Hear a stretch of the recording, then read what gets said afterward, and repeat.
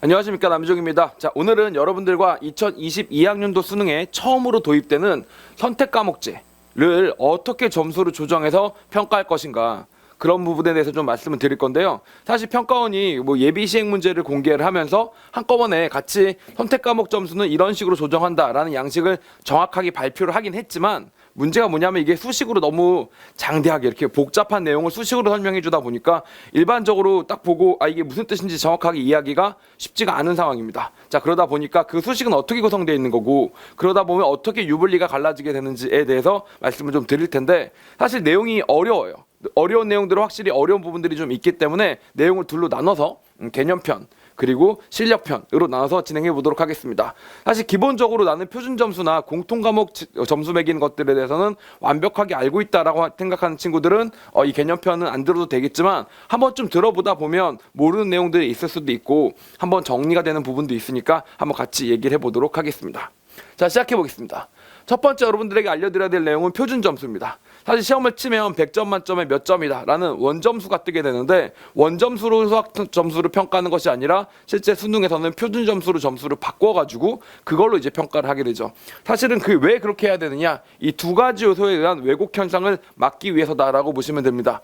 즉, 다시 말하면 쉬운 과목을 쳤을 때 잘 본 것과 어려운 과목을 쳤을 때 잘 본 것들에 대한 차이를 없애주기 위해서 결국 난이도를 뭔가 보정해주기 위해서 평균이라는 수치를 집어넣어서 계산을 해주는 거고요.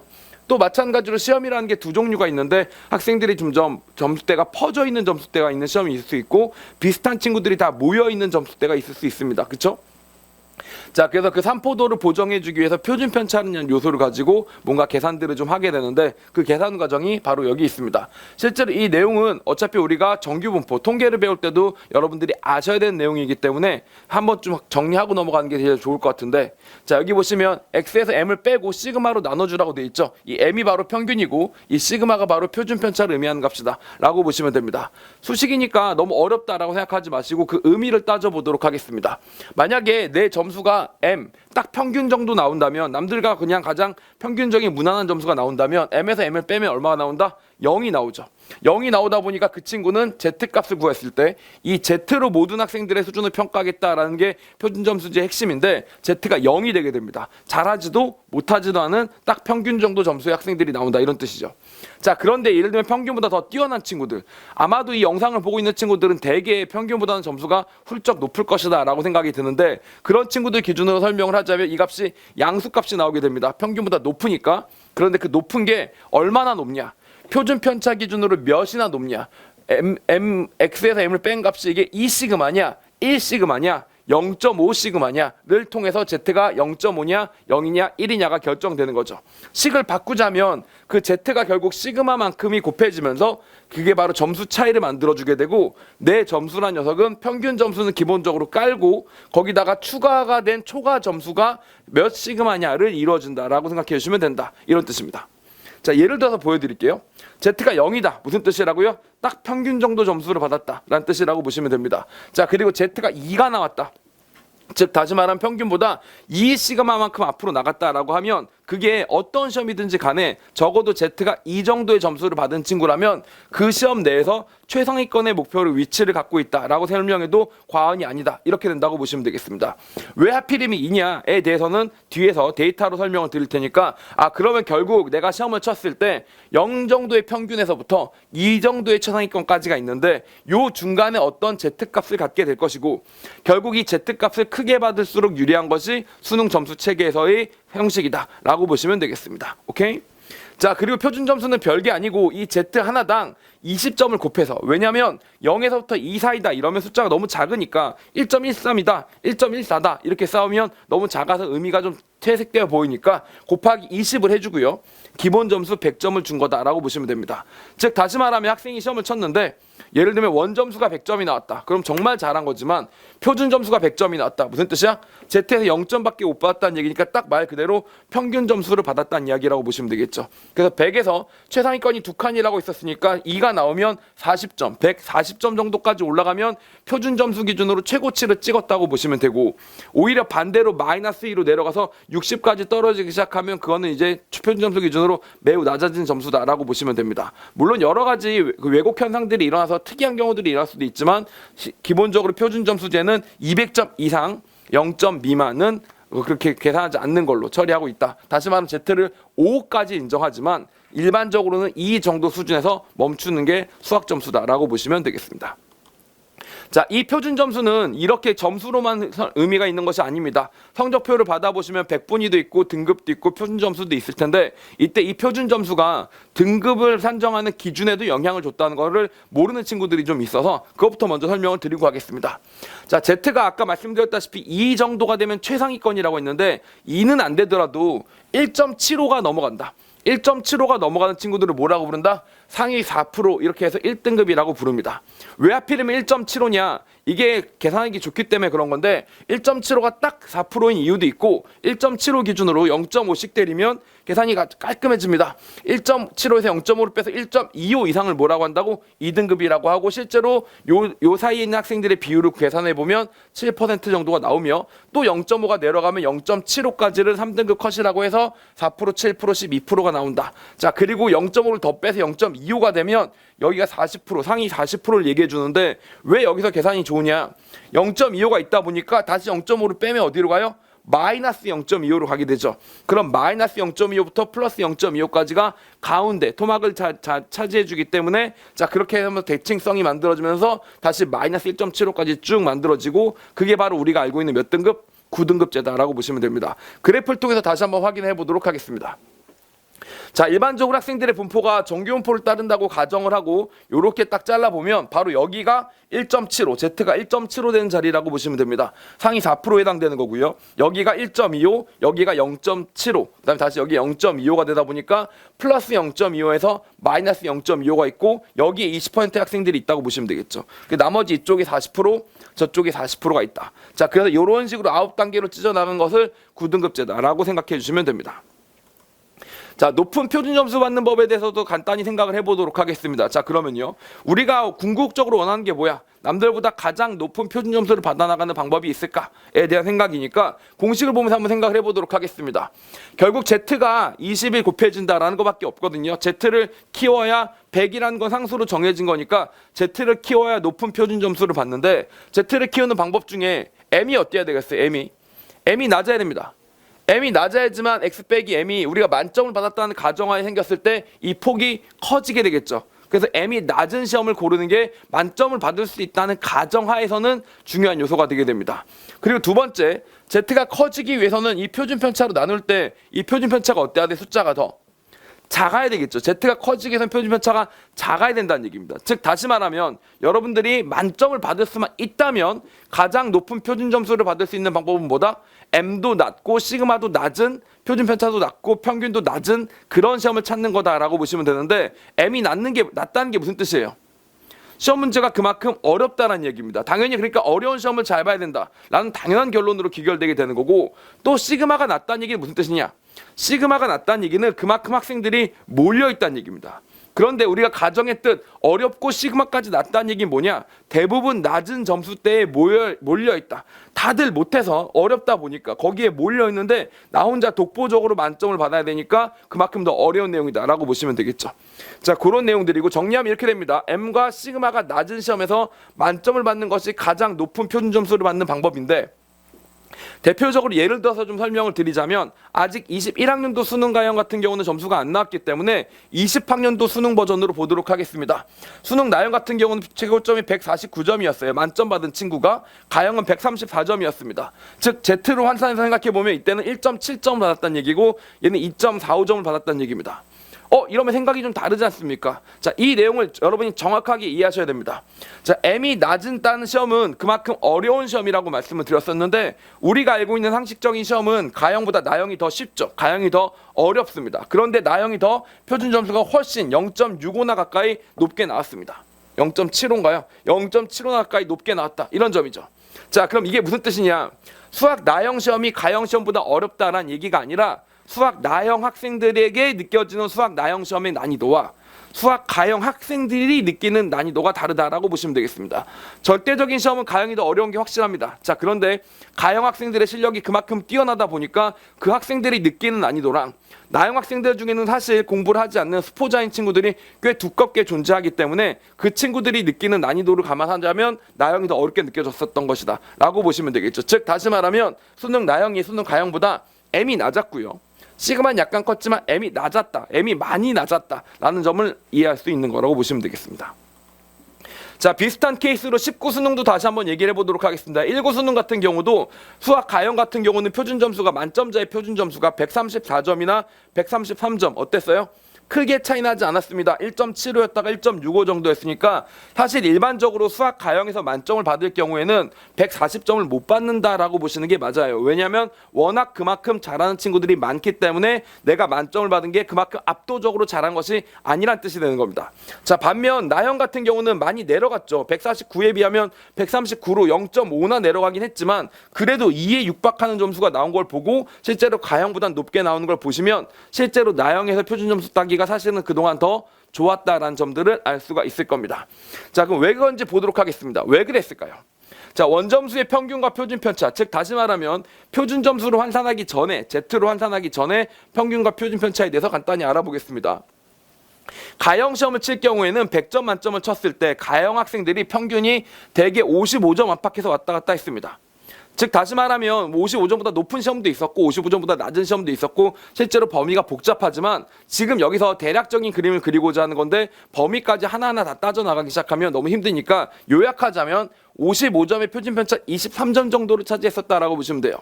그럼 만약에 이 점수가 실제로 딱 정확하게 됐다고 가정을 하겠습니다. 자, 그럼 이 시험에서 100점을 맞았다는 얘기는 무슨 말이야? 55점보다 45점만큼 더 점수를 받았으니까 45를 어떻게 해야 되겠어요? 요 23으로 나눠주면 Z가 나오게 되겠죠. 근데 46이 23의 2배니까 45는 23보다 약간 작죠. 즉 다시 말하면 만약에 이 정도 점수대가 나온다고 치면 만점을 받아도 표준 점수는 140보다 작다. Z가 2보다 작다 보니까 140보다 작은 점수가 나온다. 그러다 보니까 만점 받아봤자 133, 134, 137 요 140보다 약간 낮은 점수대에서 형성이 되고 있었다라고 보시면 됩니다.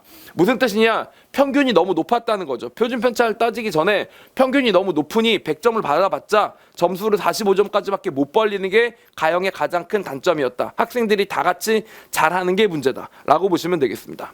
반면 나형입니다. 나형 같은 경우는 10점 정도 차이가 나서 45점의 평균을 유지하고 있었다라고 보시면 되고 그럼 이럴 때 만점을 받으면 어떻게 되냐? 55점 이상의 점수를 벌릴 수가 있죠.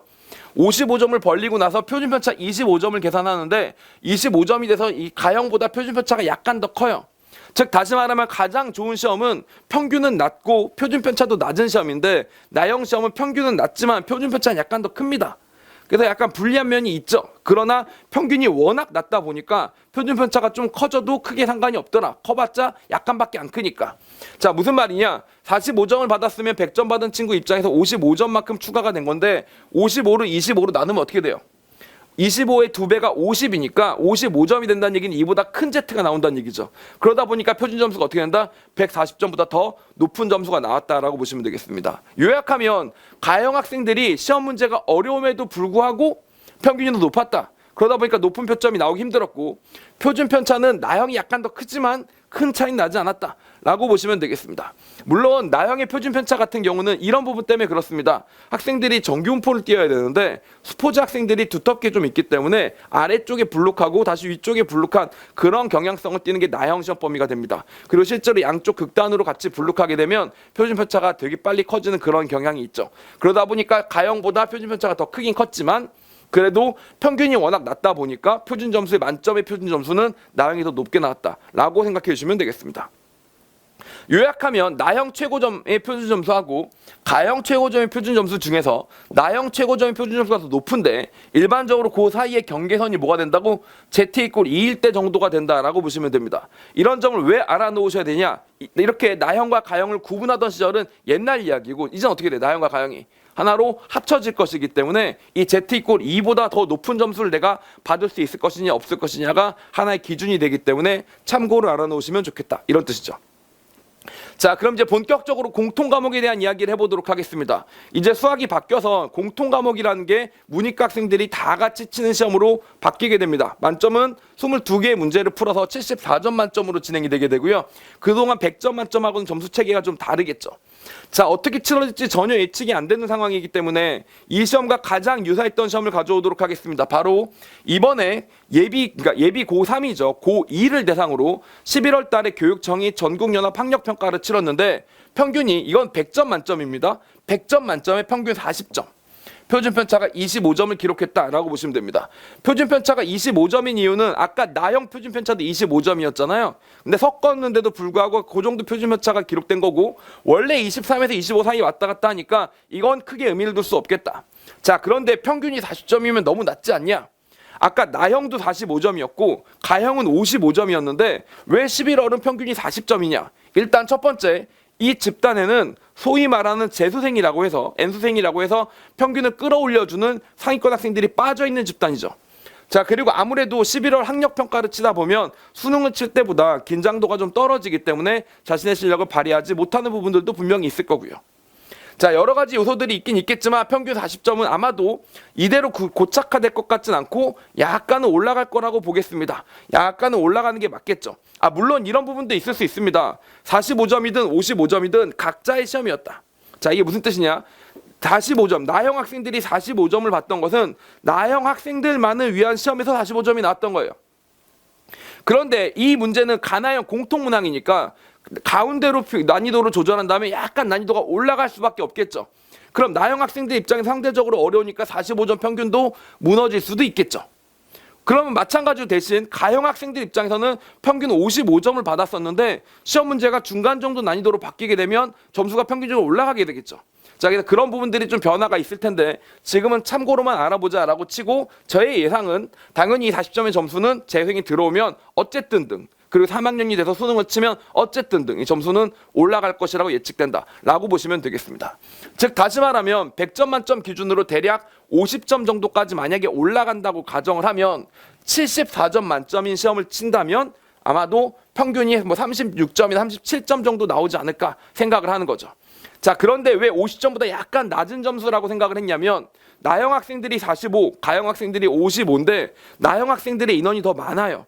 자, 그러다 보니까 50점보다는 조금 더 낮은 쪽에서 점수가 형성되지 않을까라고 생각을 하는 겁니다. 자, 그러다 보면 평균이 조정이 돼서 74의 반이면 37점인데 37점이 아니라 한 평균 36점 정도가 나오지 않을까. 만약에 수능을 친다면 공통점수의 평균이 이 정도 나오지 않을까 예측이 되는 거고 사실 이건 전형적인 뇌피셜입니다. 정확한 데이터가 나오진 않았고 뚜껑은 열어봐야 하는 거죠. 그런데 지금 현재로선 36점 정도가 된다는 게 그냥 그나마 앞뒤의 맥락을 따진 합리적인 선택이다라고 보는 거고 표준 편차는 18점으로 4분의 3 정도 줄어듭니다.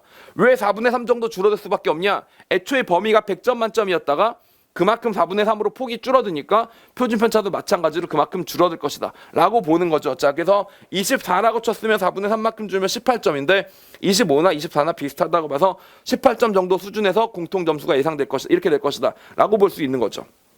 실제로 평가원이 이 공식을 발표할 때 예시를 들어서 설명한 것이 있었는데 그 데이터는 다음과 같습니다. 평가원은 평균이 41점 정도 되는 것을 예시로 들었어요. 41점을 목표로 한다거나 41점을 기준으로 모델을 세웠다가 아니라 예를 들어 41점이 나온다면 이러면서 그냥 간단한 계산의 예를 들었었는데 아무래도 예를 들 때 그냥 터무니없는 숫자를 예를 들진 않았을 것 같으니 평가원의 의견이라고 참고해 보도록 하겠습니다. 즉 저는 36점이 나올 거라고 보는데 평균이 41점이 나올 거다라고 예시를 들었다면 즉 다시 말하면 74점 기준으로 37점보다 4점이나 높은 거니까 적어도 평균점을 60점 정도 될 거라고 보고 있다고 생각할 수도 있겠죠. 즉 다시 말하면 수원수투 공통 과목을 문과 학생들도 충분히 더 잘 풀 수 있도록 점수를 난이도를 좀 낮춰준다면 이과에서 폭등 현상이 일어날 테니까 전체적으로 평균이 올라갈 수도 있습니다. 평가원이 어떤 그림을 그리고 있는지는 지금으로선 정확하게 알 수 없지만 아마도 약간 더 높게 생각하고 있는 것 같기도 하다 정도로 참고하실 수도 있겠고 역시 그 예시에서 들었던 표준 편차는 15점이었습니다. 되겠습니다. 참고하실 점은 평가원은 정말로 평가를 하는 기관이기 때문에 가장 이상적인 상황을 그리고 싶을 겁니다.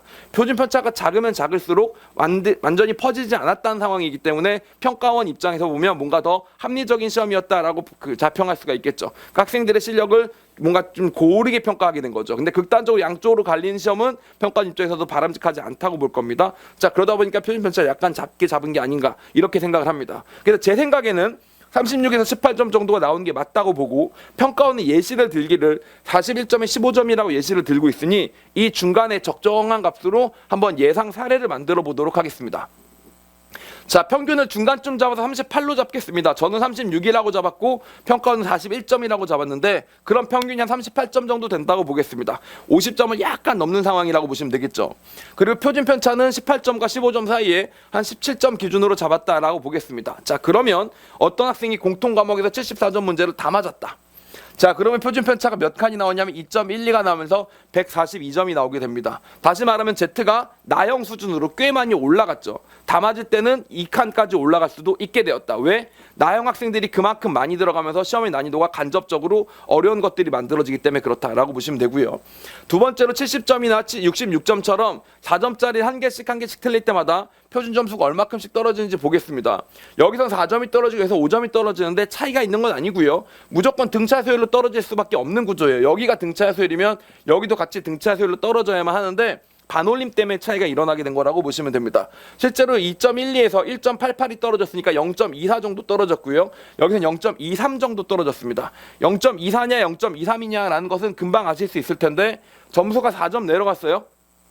그 4점이 이 표준 편차 17점으로 나눈 결국 얼마큼씩 떨어지고 있는 거라고 보시면 되냐면 17분의 4씩 떨어지고 있는 거다 이렇게 보시면 되는 겁니다. 그래서 점수가 떨어질 때마다 Z가 17분의 4씩 떨어지는 것이 바로 공통 과목의 예상 사례라고 할 수 있다라고 보시면 되겠습니다.